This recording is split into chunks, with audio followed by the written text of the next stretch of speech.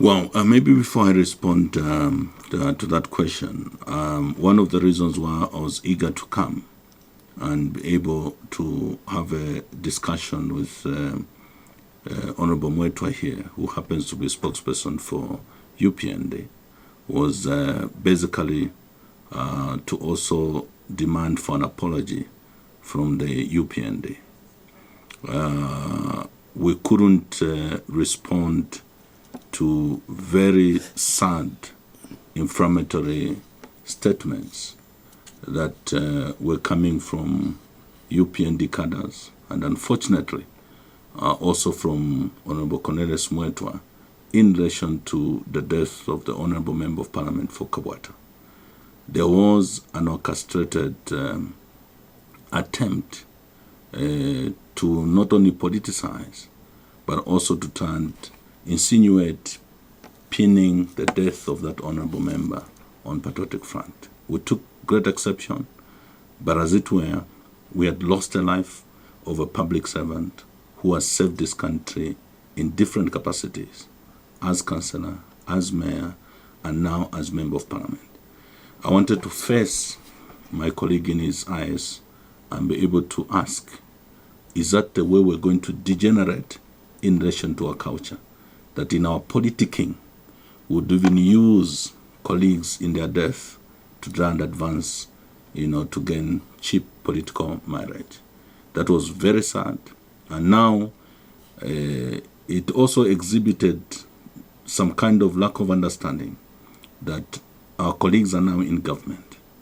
Some of the things that they used to do and say when they were in opposition, unfortunately, cannot be excused now that they're in government.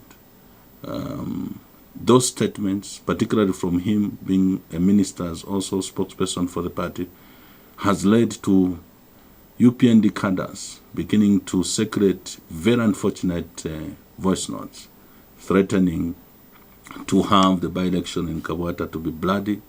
They are threatening that they are going to kill, they are going to maim people, cut people's hands, and so on.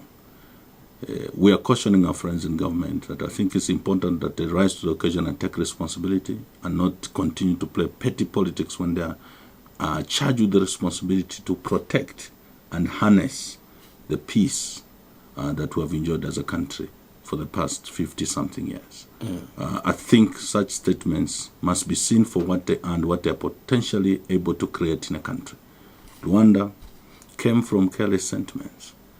In terms of what happened. Don't you think you'll be vindicated after the police do their investigation and they find that there's nothing that links the patriotic front? We don't have to wait for the police to finally conclude their investigation. The preliminary findings, as reported by RATSA, as reported by the police themselves, already indicated the fact that it was unnecessary for us to become political.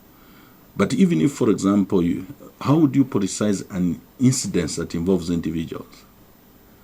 Investigations will lead to whoever is responsible for that accident, and they'll be held accountable for that, to that effect.